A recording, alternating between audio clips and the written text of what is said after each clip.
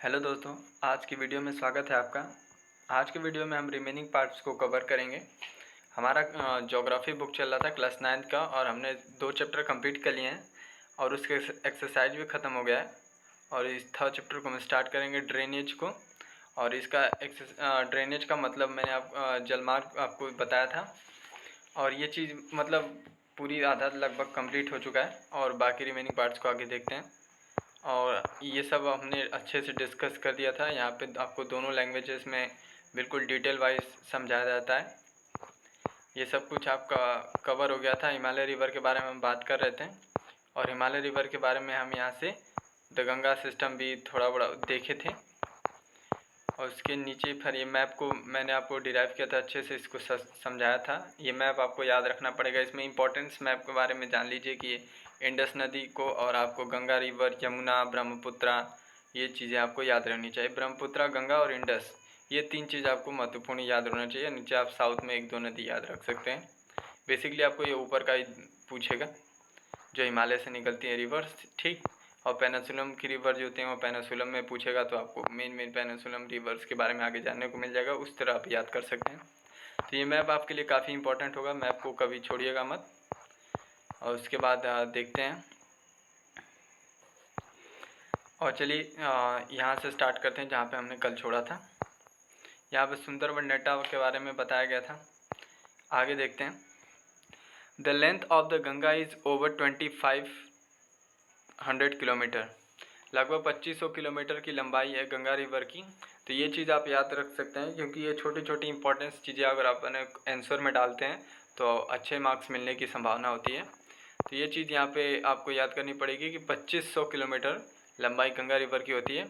Look at the figure 3.4 में आप figure को देख सकते हैं जो ऊपर मैंने आपको मैप दिखाया था।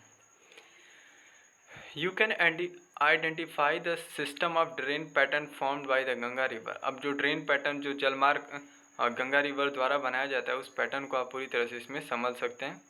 उस मैप में आप देखकर आप अंदाज़ा लगा सकते हैं किन किन डिस्ट्रिक्ट से उत्तर प्रदेश, बिहार, दिल्ली, यहाँ तक मतलब सीमाओं में जो गंगा रिवर 2500 किलोमीटर में जाती है उन सभी पैटर्न्स को आप समझ सकते हैं किस प्रकार उसका पैटर्न फैला हुआ है। Ambala is located on the water divided between the Indus and the Ganga river system। तो यहाँ पे अम्बाला जो इम्पोर्टेंट सिटी है इसके बारे में याद रख सकते हैं। अम्बाला जो डिस्ट्रिक्ट पड़ता है तो अम्बाला के बारे में यहाँ पे बताया गया था जो वाटर डिवाइड होता है इंडस और गंगा रिवर। जो इंडस और गंगा रिवर जो मेन रिवर हैं हिमालय के, तो इनके जो वाटर डिवाइड होता है उस पॉइंट पे एक अम्बाला डिस्ट्रिक्ट है जहाँ से वाटर डिराइव होता है। The plain from Ambala to the Sundarban stage over near 1800 kilometre. Ambala से सुंदरबन की जो प्लेन की रेंज है वो 1800 किलोमीटर की है। But the fall in its the slope is hardly 300 kilometre. तो इसका जो स्लोप है वो क्या हो रहा है, धीरे धीरे नीचे आने पर कम 300 मीटर तक होता है इसका स्लोप, ठीक है। तो स्लोप भी आप इसको इम्पोर्टेंट होता है, याद रख सकते हैं। इन अदर वर्ड, दूसरे शब्दों में बात किया जाए तो there is a fall of just 1 metre from even 6 kilometre. हर एक there is a fall of just 1 metre from 6 kilometre. हर एक 6 किलोमीटर पे 1 मीटर का क्या हो रहा है, यहाँ पे फॉल हो रहा है।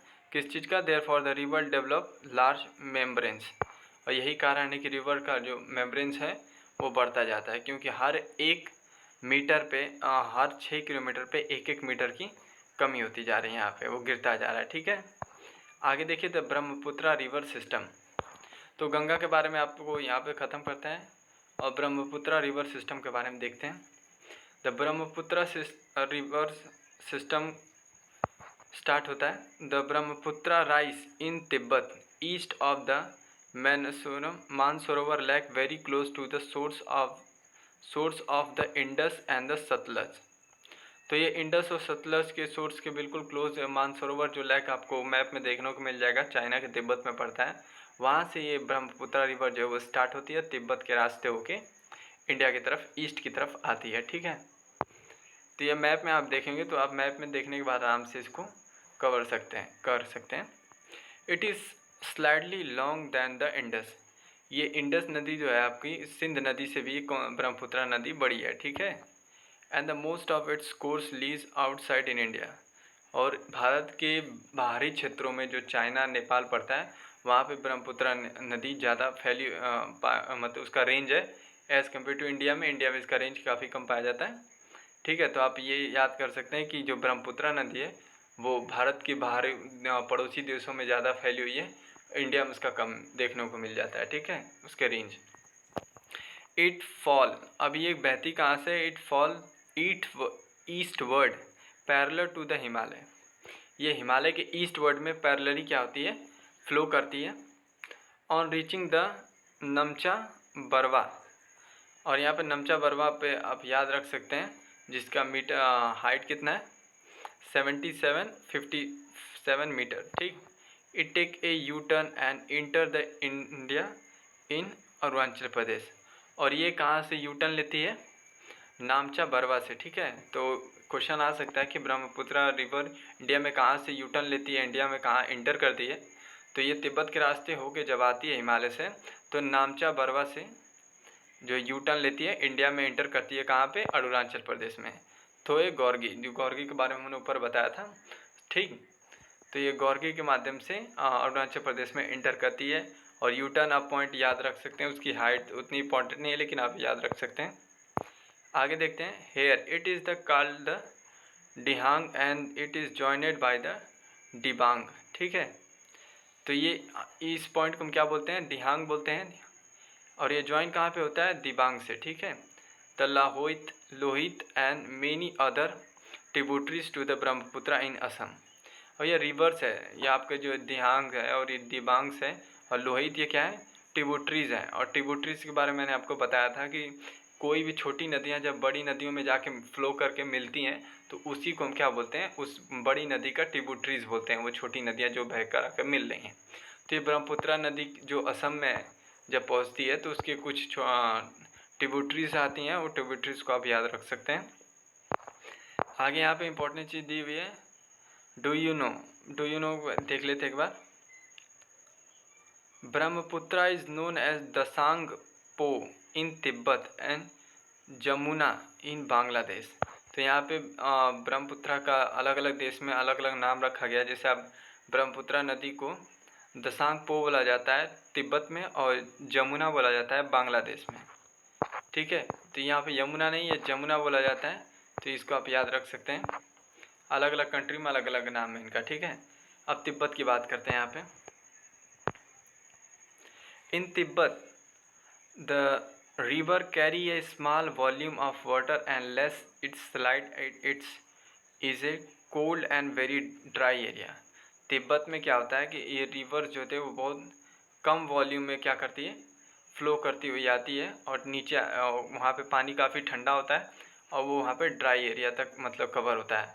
तो तिब्बत में पानी जो होता है ठंडा ही पाया जाएगा क्योंकि वहाँ पे पहाड़ी क्षेत्र है, तो जाहिर सी बात है कि हाइट पे बर्फ़ गिरता है, बर्फ़ के स्नोफॉल की वजह से वहाँ पे पानी क्या होता है, ठंडा होता है। तो वही चीज़ बताया गया है कि इसका वॉल्यूम जो होता है वो स्मॉल होता है, कहाँ पे, तिब्बत में। इंडिया की अब यहाँ पे बात की जाएगी। In India it's pass through a region of high rainfall.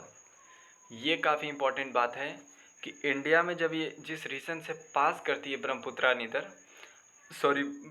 River जिस इंडिया में जिस रीजन से पास करती है वहाँ पे कहाँ पे हाई रेनफॉल पाया जाता है, ठीक है।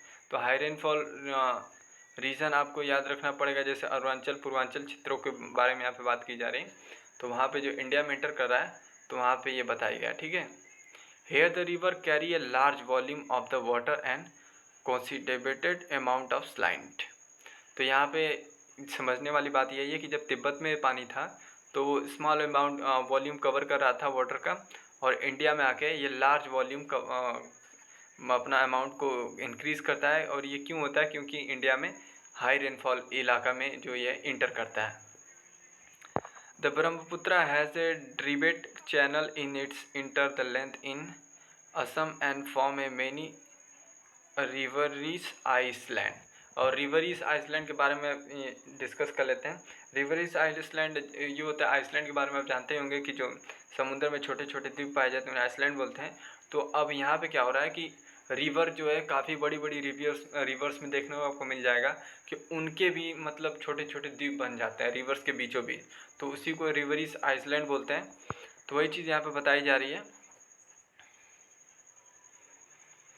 Do you remember that the name of the world largest river is island from found by the Brahmaputra. और ये काफ़ी इंपॉर्टेंट है, ये काफ़ी क्वेश्चन जो है पॉपुलर क्वेश्चन है, लगभग कंपटीशन एग्जाम में भी आता रहता है कि दुनिया की सबसे बड़ी रिवर आइसलैंड कहाँ पे पाई जाती है। तो दुनिया की सबसे बड़ी रिवर आइसलैंड ब्रह्मपुत्र रिवर में पाई जाती है, और उसके नाम को हम आगे देखेंगे। Every year during the raining season, हर साल बरसात के दिनों में, the river flow its bank, नदी जो है अपनी धाराओं में आगे बढ़ती है बहती हुई। Causing wide spread disastering due to the flow it Assam, और बाढ़ के कारण भी इन लोगों को आपदाओं झेलनी पड़ती है असम में। एंड द बांग्लादेश में भी यहाँ पे आपदा देखने को मिल जाती है बाढ़ की वजह से, क्योंकि ये हाई रेनफॉल इलाका है। Unlike other north India river, दूसरी रिवर्स के मुकाबले अगर बात की जाए, the Brahmaputra is mark by herb deposit of the silent and it is belt causing with the river bed to rise. तो इन दूसरी रिवर्स की तरह से की बात की जाए तो ब्रह्मपुत्र रिवर काफ़ी इंपॉर्टेंट रिवर है, यहाँ पे काफ़ी डिपॉजिट आपको देखने को मिल जाएगा। The river also shift its channel frequently, और फ्रिक्वेंसली रिवर क्या करती है, अपने चैनल को शिफ्ट करती रहती है, मतलब ये जिगजैग मोशन में हमेशा चलती रहती है, ऐसा नहीं कि स्ट्रेट लाइन में चलती रहेगी।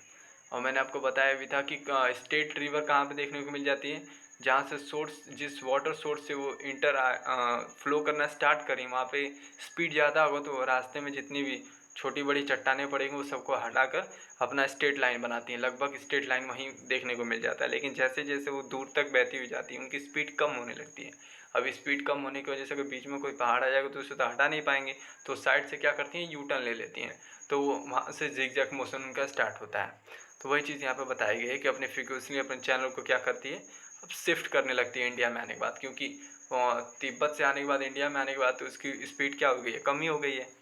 तो वही चीज़ है, रिवर सिस्टम ख़त्म होता है इसका। अब पेनिसुलम रिवर स्टार्ट करेंगे अगले सेशन में। अब तक के लिए यहीं पे छोड़ते हैं। अगर आपको ये वीडियो अच्छा लगा तो प्लीज़ इसे लाइक कीजिए, शेयर कीजिए, चैनल को सब्सक्राइब कीजिए। और चलिए धन्यवाद, अगले दिन मिलेंगे नेक्स्ट द पेनिसुलम रिवर पे, ठीक है।